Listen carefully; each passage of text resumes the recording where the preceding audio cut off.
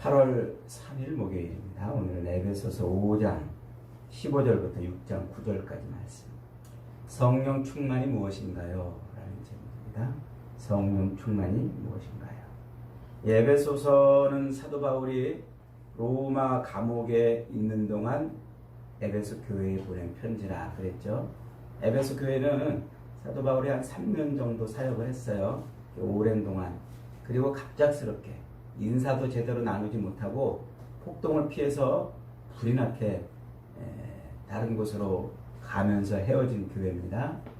그 교회에서 3년 동안 있으면서 많은 것을 가르쳤는데 다른 교회들처럼 십자가 복음, 예수 그리스도께서 우리를 위해서 십자가에 못 박혀 죽으신 그 십자가 복음만 가르친 것이 아닌 것 같아요.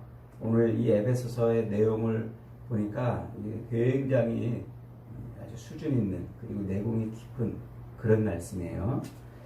이 에베소서는 1장부터 6장까지 있는데 두 덩어리로 구분된다고 그랬죠. 1장부터 3장까지 우리가 어떻게 구원을 받았나, 어떻게 하나님의 자녀가 됐고 어떻게 교회가 되었나 그 이야기라고 그랬죠. 4장부터 6장까지는 교회가 어떻게 살아야 되는지, 그리스도인으로 어떻게 살아야 되는지 삶에 관한 이야기라고 그랬어요. 이 에베소 편지를 받고 있는 에베소 교회는 사실 그리 형편이 좋은 교회는 아니었어요. 지금처럼 멋들어진 예배당이 있는 것도 아니고 또 교인들이 많은 것도 아니었고 로마를 그대로 옮겨 놓은 듯한 아시아의 로마라고 불려지는 그 에베소에 거기서 한쪽 구석에서 기도 제대로 못 피고 살던 사람들이죠. 또 화려하고 그리고 또 매우 풍요롭고 번성한 그런 항구 도시. 그곳은 그리스 로마의 철학이 지배하던 곳입니다. 그리고 수많은 또 우상 종교들이 있던 곳이기도 하고요. 그리고 돈과 권력이 지배하는 그런 곳이었어요. 황족들로부터 노예들까지 신분과 계급 차이가 분명했고 또 음란과 각종 요상한 풍조가 충만한 곳이었어요. 그리고 사치와 방종이 있던 곳. 그러니까 아주 그런 요란한 사회에서 지금 우리 사회랑 별반 다를 것이 없는 그런 사회에서 저 구석진 곳에서 숨을 제대로 쉬지도 못하고 살던 그런 성도들이 바로 에베소 교인들이었어요. 그들에게 하나님의 자녀가 되었으니, 하나님의 백성이 되었으니, 교회가 되었으니 너희는 이렇게 살아라 라고 요구하는 말씀이에요. 그 당시 에베소 교인들은요, 믿음을 가지고 산다는 게 이렇게 쉬운 것이 아니었어요. 사람들의 눈치를 봐야 했고 또 무신론자라는 모욕도 당해야 했고 또 부도덕하다는 비난도 받았습니다. 유대인들과 그리고 로마 정권으로부터 동시에 핍박과 조롱을 받았죠. 근데 지금처럼 주일 예배 그러면 다 쉬어서 주일 예배에 다 올 수 있는 그런 처지나 상황도 아니었습니다. 어떤 사람은 더 열심히 주일 되면 일을 해야 되는 그런 처지에 있는 사람들이기도 했었죠. 여유도 없이 한 줌 그렇게 쉴 틈도 없이 그런 방탕하고 또 타락한 그런 세상 한 구퉁이에서 그러면서 믿음을 지키며 살아가야 되는 사람들이었단 말이죠.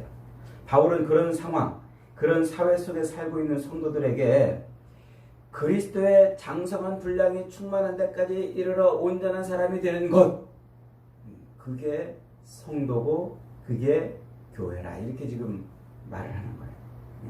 한번 따라합시다. 그리스도의 장성한 분량이 충만한 데까지 이르는 것. 근데 그리스도의 장성한 분량, 예수 그리스도로 충만해지라는 거예요. 안전하서나 예수 그리스도로 가득 차가지고, 그래서 지금껏 설명한 것처럼 그 틀, 그리스도의 틀에 나를 넣어봐서 붕어빵 틀에 밀가루 부으면 붕어빵 나오듯이 그리스도의 틀에 나를 넣어가지고 그리스도처럼 사는 것. 그런 완전한 삶을 살기까지 거기까지 가는 게 우리 그리스도인의 이 땅에서의 삶이라 그 얘기를 지금 계속 해왔다고 그랬죠. 그러니까 그거를 뭐라고 표현했냐면 교회는 싸우려고 모인 사람들이라고 그랬죠. 에클레시아, 전쟁하려고 종을 땡땡땡땡 치면 마을 광장으로 쫙 몰려든 그 사람을 에클레시아이라고 지칭한다고 그랬어요. 그런 개념으로 교회라고 쓰는 거예요. 그래서 교인들은 싸워야 되는 거예요. 서로 멱살 잡고 싸우는 게 아니라 자기 욕망과 욕심과 싸우고 자기 옛사람과 싸우고 세상 악한 영들에 대하여 싸우는 거예요. 그래서 그리스도의 장성한 분량이 충만한 데까지 이르도록 치열하게 싸우는 존재다. 그래서 그 싸움이 뭔지, 뭘 도대체 뭐하고 싸워야 되는지 여지껏 그 얘기를 해온 거예요. 그것을 한마디로 뭐라고 표현한다고 했어요? 옛사람을 벗어버리고 새사람을 입는 거. 그게 우리 교인들이 싸워야 되는 싸움인 거라고 했죠. 그래서 옛사람을 벗어버리고 새사람을 입는 게 뭔지를 지금껏 이렇게 쭉 여러 가지를 이제 설명해 왔어요. 오늘 15절에서는 이렇게 시작합니다. 15절 같이 있습니다. 시작. 그런즉 너희가 어떻게 행할지를 자세히 주의하여 지혜 없는 자 같이 하지 말고 오직 지혜 있는 자 같이 하여. 그러니까 어떻게 행할지 이제 내가 다 가르쳐 줬으니까 잘 살피라 이거예요. 그래서 미련한 자처럼 하지 말고 지혜 있는 자처럼 그 가르쳐 준 것을 잘 따라하라. 그러면서 16절 이렇게 말합니다. 세월을 아끼라 때가 악하니라. 이 얼마나 멋진 말입니까? 세월을 아끼라 때가 악하니라. 이 말을 여기 살짝 좀 이렇게 의역이 되어 있는데 이걸 직역을 하면은 이런 표현이에요. 악한 때 속에 너희가 있으니까, 악한 때에 있으니까 너희에게 주신 그 기회를 값을 지불해서라도 살아, 이 말이에요. 너희가 지금 사는 이때가 뭐라? 악한 때란 말이에요. 이 악한 때에 하나님이 너희에게 기회를 주셨어요. 무슨 기회? 하나님의 백성으로, 하나님의 자녀로 살 기회를 주셨으니까 값을 치르고라도, 대가를 치르고라도 그 기회를 놓치지 말아라. 하나님의 백성으로, 교회로 살 수 있는 그런 기회를 뭘 하고라도 값을 치르고라도 그것을 잃어버리지 말라는 거예요. 그러니까 우리가 이 땅을 사는 동안 우리는 하나님의 백성으로 사는 이 삶에 값을 지불하고라도 그렇게 살아야 되는 것이다 하는 거죠. 그래서 마치 군사로 모집된 군인이 군복을 입는 그 순간 신분이 군인이지만 수준은 아직 군인이 아니잖아요. 그래서 이 훈련소에 있는 동안 수준 있는 군인이 되기 위해서 땀 흘리고 열심히 뒹굴면서 그렇게 수준 있는 군인이 되듯이 자기 값을 치르고라도 자기 시간을 들이고 재물을 들이고 또 자기 삶을 들여서 그렇게 값을 치르고라도 그리스도의 장성한 분량이 충만한 데까지 이르는 그 일을 하라 이 얘기입니다. 그러면서 이제 이렇게 덧붙여요. 17절 18절 시작. 그러므로 어리석은 자가 되지 말고 오직 주의 뜻이 무엇인가 이해하라. 술 취하지 말라. 이는 방탕한 것이니 오직 성령으로 충만함을 받으라. 역시 반복하죠. 어리석게 행동하지 말고 지혜롭게 주님의 뜻을 자꾸 분별해가지고 그렇게 살아라. 그러면서 아주 기가 막힌 비유를 해줘요. 술 취하지 말라. 이는 방탕한 것이니 성령의 충만함을 받아라. 그러니까 이 악한 때, 지금 악한 때를 살고 있는 우리 삶에서 하나님이 주신 그 하나님의 백성으로 살 수 있는 그 기회를 놓치지 말아라. 값을 지불하고라도 그것을 잃어버리지 말아라. 이렇게 말하면서 술 취하듯 방탕하게 살지 말고 성령의 충만함을 받아라 이랬어요. 요 성령의 충만함을 받아라 할 때 그 받아라라는 말은 채우라 이 말이에요. 채우라. 근데 여기 수동태로 쓰여져 가지고 채워져라 이 말이에요. 그러니까 이 악한 때를 사는 동안 하루하루를 성령으로 채워지도록 해라 이 말이에요. 하루하루를 성령으로 채워지도록 살아라. 이걸 긍정문으로 다시 바꿔버리면, 능동문으로 다시 바꾸면 성령으로 하루하루를 채워라 이 말이에요. 그러니까 성령 충만하라 이 말은 성령으로 하루하루를 채워 살아라. 성령이 나를 지배하도록 살아라 이 말이에요. 술을 자꾸 마시면 알코올이 나를 지배합니다. 그래서 내 의지, 내 판단 이것대로 행동하지 못하잖아요. 그래서 술 먹으면 뭐가 된다고요? 개처럼. 자기는 분명히 이렇게 한다고 하는데 엉뚱하게 행동하는 거예요. 그래서 자기 이성과 양심과 의지 이런 것들을 다 잃어버리고 그 알코올 기운이 끌고 가는 대로 살아버리는 거예요. 알코올 기운이 끌고 가는 대로. 그게 술에 취하는 겁니다. 성령에 취하는 것. 성령의 충만함이 그거예요. 내 옛생활, 내 욕망, 내 욕심, 내 옛 자아가 나를 끌고 가게 내버려 두지 말고 성령이 나를 끌고 가게 하라는 거예요. 술 기운에 끌려다니는 것처럼 성령의 기운에 끌려다니는 거예요. 성령의 능력에 끌려다니는 거예요. 그게 성령 충만이에요. 성령 충만. 여러분 성령 받으셨나요? 우리가 예수 그리스도 십자가에 달려 죽으신 예수 그리스도를 나의 구주로 아멘하는 순간, 그때 어떤 일이 벌어진다고요? 내 입술을 벌려서 주는 그리스도시요 살아계신 하나님의 아들입니다라고 고백하는 그 순간 우리 안에 성령이 들어오신다고 그랬죠. 이게 성령을 받는 거예요. 성령을 받는 거. 내 속에 들어와서 성령이 이제 나의 주인이 되었다는 말이에요. 옛날에는 내 옛 자아가 나의 주인이었는데 이제는 내 옛 자아가 대신 죽고 성령이 내 안에 들어와 주인이 되었다는 말이에요. 이게 내가 하나님의 백성이 되었다는 말이고 하나님의 교회가 되었다는 말이고, 이걸 다른 말로 내가 구원받았다 이렇게 말하고 하나님의 자녀가 되었다 이렇게 말하는 거예요. 그래서 내 안에 내가 예수 그리스도를 고백하는 그 순간 내 안에 들어온 성령이 이제 나의 주인인 거예요. 나의 주인. 그러니까 여러분이 예수님을 믿으면 그러면 이제 여러분은 성령 것이라. 내가 내 것이 아니고 누구 것? 성령 것이다 하는 거죠. 그런데 이렇게 내가 예수를 믿음으로 인해서 내 안에 성령이 들어와서 내가 성령을 받은 것하고 성령 충만해지는 것은 다른 겁니다. 성령 충만해지는 것. 오늘 본문은 악한 때를 살아가야 하는 이 모든 그리스도인은 성령 충만을 받아라 명령을 하고 있어요. 성령의 충만함을 받아라. 그러니까 성령 충만은 선택이 아니고 필수라는 말이에요. 반드시 그렇게 해야 된단 말이에요. 반드시 성령으로 충만해지게 살아야 된단 말이에요. 그게 그리스도인답게 사는 것이고 그게 교회로 사는 것이고 이 악한 때 기회를 잃어버리지 않는 거예요. 성령으로. 그렇다면 성령 충만이라는 게 도대체 뭘까요? 요걸 이해하면 이제 우리가 성령으로 사는 게 이해가 되는 겁니다. 성령 충만한다 할 때 그 충만이라는 것은 힘이 남아돈다 이런 말이에요. 힘이 남아돈다. 남아돌지 않고 모자라는 것은 충만이 아니에요. 이제 비유를 들면 예를 들어 설명하면 이제 이런 겁니다. 여러분 그 올림픽의 꽃이 마라톤이잖아요. 42.19km 마라톤을 뛰는 선수들을 이렇게 보셨는지 모르겠어요.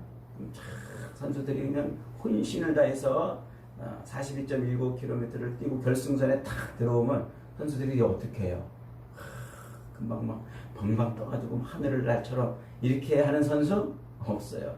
자기 온 힘을 다 소진해가지고요 42.19km를 뛰어 결승선에 탁 들어오면요 허리를 꺾고 킥킥거리면서 그냥 바닥에 벌렁 눕잖아요. 힘이 다 빠진 거예요. 힘이. 그런데 그런 와중에서도 벙벙 뛰고 막 그러는 사람이 있죠. 누가 그래요? 1등한 사람. 1등한 사람은 다른 2등, 3등 그 뒤에 들어오는 사람은 헉헉거리고 그냥 픽픽 쓰러지는데 1등한 사람은요 들어오자마자 몸에 태극기 두르고 그 운동장을 또 빙글빙글 돌아요. 이게 힘이 남아서 그럴까요? 이게 충만한 거예요. 힘이 남아. 진짜 42.19km를 다른 선수들은 막 모든 힘을 다 쏟아가지고 들어왔는데 이 1등한 사람은 자기 힘을 안 쏟고 들어와서 이렇게 봉봉 뛰는 걸까요? 아니에요. 이 사람 힘을 썼어도 더 쓴 거예요. 더 썼는데 결승전에 1등으로 들어와가지고 뭐 하는 거예요? 기쁜 거예요. 기뻐가지고 자기가 그렇게 42.19km를 온 에너지를 다 쏟고 왔는데 그것이 기쁘니까 힘이 남아 돌아가지고 뛰는 거죠. 여러분 그래요. 성령 충만이 바로 그런 겁니다. 내가 믿음으로 말씀으로 주님이 원하시는 삶, 그 옛사람을 벗어버리려고 그 더럽고 악한 말을 벗어버리고 거짓을 벗어버리고 남의 것을 훔치는 것을 벗어버리고 악한 말을 벗어버리는 그런 일을 매일매일 힘들지만 매일매일 그렇게 열심히 그 틀에다가 나를 집어넣는 그것을 열심히 하는데 그게 기쁜 거예요. 재밌고 즐거운 거예요. 그것 때문에 사람들한테 조롱받고 그것 때문에 핍박을 받고 그것 때문에 때로 손해를 볼지라도 그것이 기쁜 거예요. 기쁘니까 그 끝에 가서 그런 삶에 기뻐하고 하는 거죠. 그러니까 하나님의 말씀, 우리에게 주신 그 기회, 하나님의 자녀로 살 수 있는 그런 옛생활을 벗어버리는 그 삶을 살아내는 것이 기쁘니까 계속 사는 거예요. 그게 성령의 충만함인 거예요. 그 힘이 들고 재미없으면 그렇게 하겠어요? 못하죠. 내동댕이 치고. 그래서 우리가 성령으로 충만하지 못한 사람들은 신앙생활하다 금방 다운되고 또 지쳐가지고 또 교회를 떠나고 또 예배를 빠지고 이렇게 사는 거란 말이에요. 그게 안 기쁘니까 말이죠. 성령의 충만함은 그게 힘이 남아드는 거예요. 그런 것을 해도 기쁜 거예요. 두 번째로는 완전히 취했다. 이런 의미가 있어요. 술에 취하듯 성령에 취하는 거예요.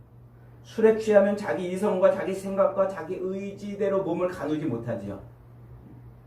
자기의 이성, 자기의 생각, 자기 의지와는 상관없이 그 술 기운에 몸이 끌려가는 거예요. 자기 뜻대로가 아닌 술 기운에 끌려가는 거죠. 성령이 충만하다는 게 바로 그런 거예요. 술 기운에 끌려가듯 성령의 능력에 끌려가는 거예요. 그래서 내 옛사람, 내 자아, 내 욕망, 내 욕심 이것에 끌려가는 것이 아니라 성령의 능력에 끌려가는 거예요.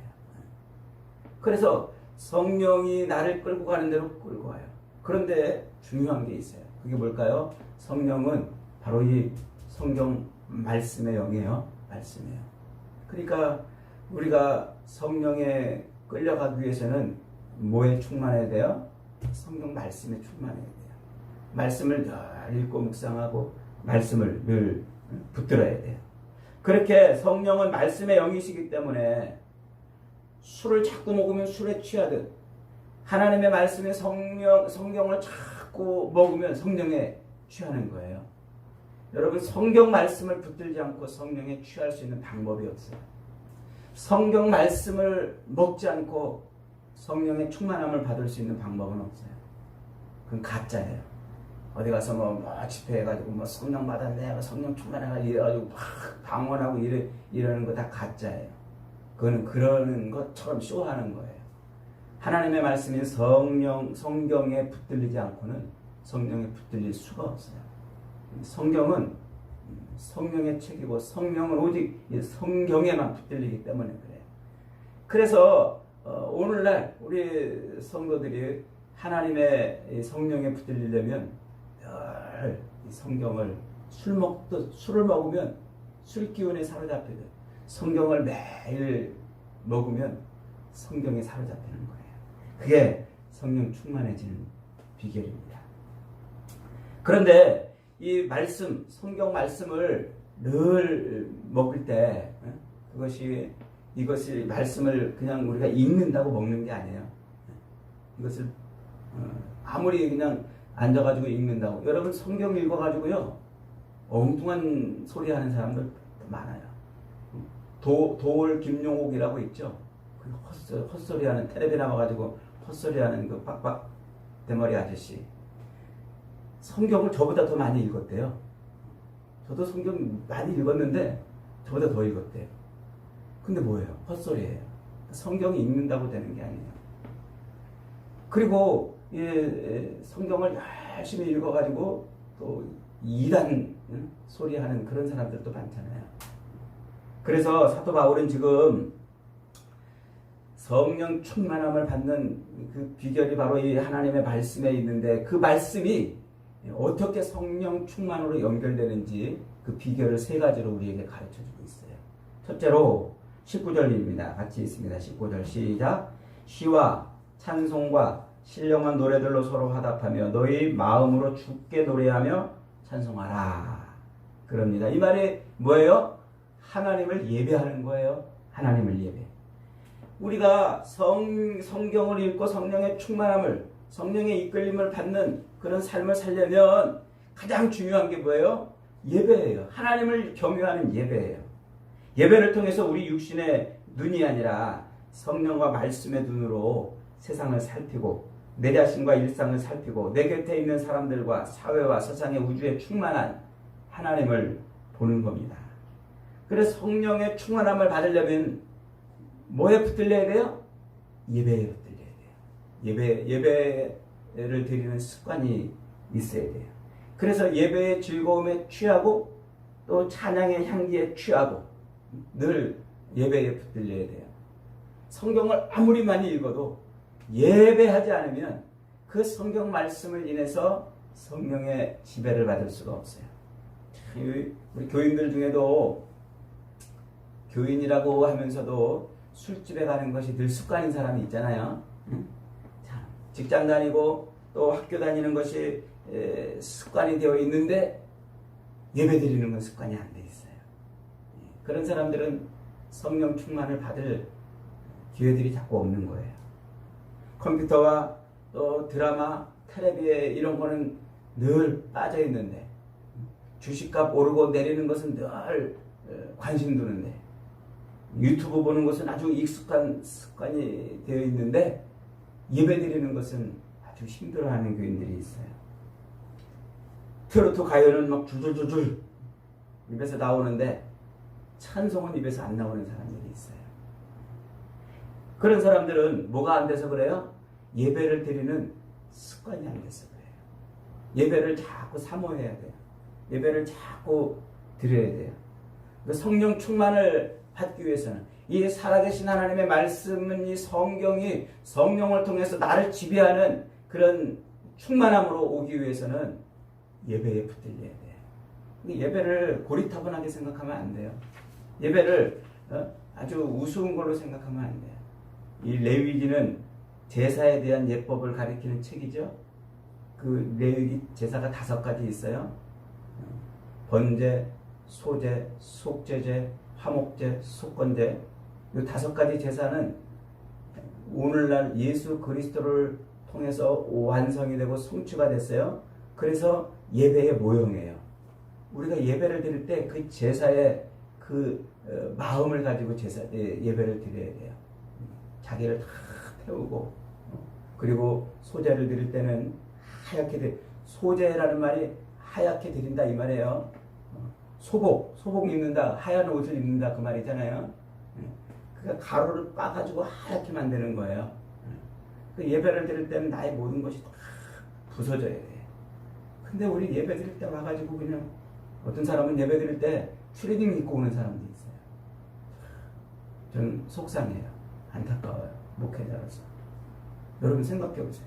누가 여러분 지나가다가 큰 트럭이 여러분을 치려고 그러는 순간, 그때 딴 사람이 옆에서 탁 튀어나와가지고 여러분을 밀쳐내고 살리고 그 사람이 대신 죽었다고 쳐보세요. 그럼 여러분 그 사람 장례식에 여러분이 갈 때 추리닝 입고 쓰레빠 끌고 가겠어요?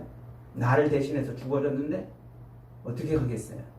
최대한 정장 차림하고 몸가짐도 최대한 잘하고 가지 않겠어요? 나를 대신해서 죄악에서 건지시려고 나를 대신해서 십자가에서 죽으신 그 예수 그리스도를 우리가 예배하러 오는데 어떻게 그런 불경한 마음으로 올 수 있겠냐 말이에요. 예배를 우리가 어떻게 생각해야 되겠냐 말이에요. 예배에 집중해야 돼요. 예배를 사모하고 예배를 사랑해야 돼요. 그래서 예배를 통해서 우리가 하나님을 경외하면 이 말씀이 살아 역사한다니까요. 성령이 이 말씀으로 살아 역사하게 해서 우리 안에 충만하게 나를 이끌어가게 하신다니까요. 이게 성령 충만이에요. 그게 성령 충만으로 사는 거예요. 그럴 때 성령의 열매가 맺혀져요. 사랑과 희락과 화평과 오래 참음, 자비, 양선, 충성, 온유, 절제 이런 열매들이 내 삶에 주렁주렁 열리게 돼 있단 말이에요. 여러분 늘 예배를 사모하고 예배에 붙들리는 은혜가 있기를 축복합니다. 두 번째로 20절입니다. 시작. 범사에 우리 주 예수 그리스도의 이름으로 항상 아버지 하나님께 감사하며. 항상 감사해요. 항상 감사. 그것을 다른 말로 말하면 범사에 감사. 모든 일에 감사라는 말이에요. 기쁠 때만 감사가 아니고 즐거울 때만 감사가 아니고 힘들고 어려워도 고통스러운 삶을 당해도 그 속에 하나님의 손길이 있음을 믿고 뭐 하는 거예요? 감사하는 거예요. 감사. 감사는 항상 우리에게 공평하시고 동시에 우리를 완벽하게 사랑하시는 아버지 하나님의 변치 않는 사랑에 대한 감사를 그것을 고백하는 게 감사잖아요. 하나님 지금도 살아계셔서 내 삶을 변치 않는 사랑으로 끌고 가신다는 그 고백이 감사 아니겠어요? 그래서 우리 입술에서는 늘 감사가 튀어나와야 돼요.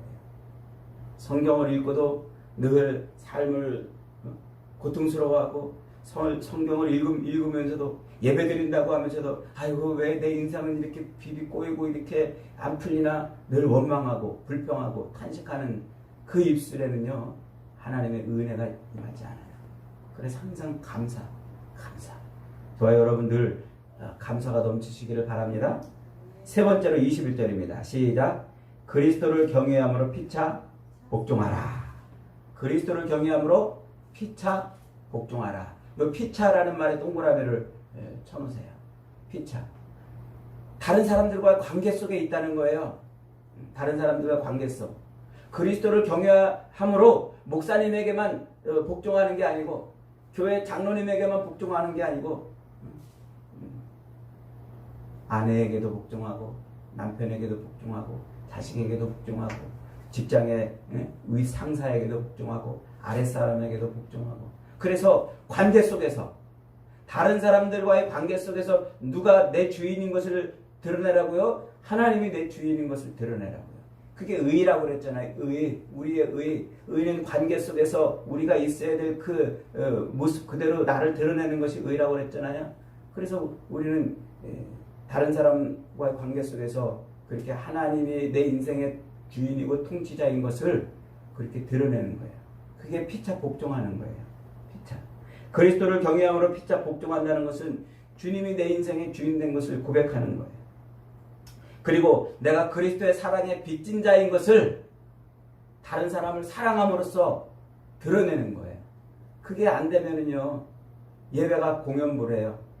예배를 드리는 게 그저 이 땅에서 그저 잘 먹고 잘 살게 해달라고 비나이다 외치는 이방인들의 우상숭배와 다를 바가 없어요.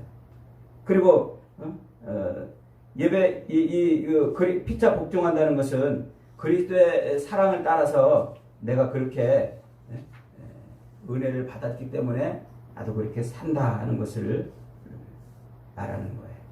그게 바로 피차 복종하는 거예요. 서로 종로를 타는 거란 말이죠. 이것을 앞에서 바울은 뭐라고 표현해 왔어요? 십자가 그 복음을 설명하면서 그리스도께서 우리를 사랑하시는 것처럼 너희도 서로 사랑하라 그랬어요. 그리스도께서 우리를 사랑하시듯 우리도 서로 사랑하는 것. 이것을 제가 뭐라고 여러분에게 설명했습니까? 내가 죽어 너를 살리는 십자가 복음대로 사는 거라고 했잖아요. 십자가 복음대로. 한번 따라합시다. 내가 죽어 너를 살리는 십자가의 삶. 그게 하나님이 내게 주신 이 악한 때에 하나님의 백성으로 살 수 있는 길이란 말이에요. 그 기회를 잃어버리면 안 돼요. 그게 하나님께서 우리에게 요구하시는 것이고 그 기회를 잘 살리려면 성령의 충만함을 받는 거예요. 성령의 충만. 오늘 저와 여러분이 우리의 욕망에 이끌려 사는 것이 아니고 옛 생활에 이끌려 사는 것이 아니고 오직 성령에 이끌려서 하나님이 주신 이 아름다운 인생의 기회를 멋지게 살아가는 복된 인생들이 다 되시기를 주님의 이름으로 축복합니다. 아멘.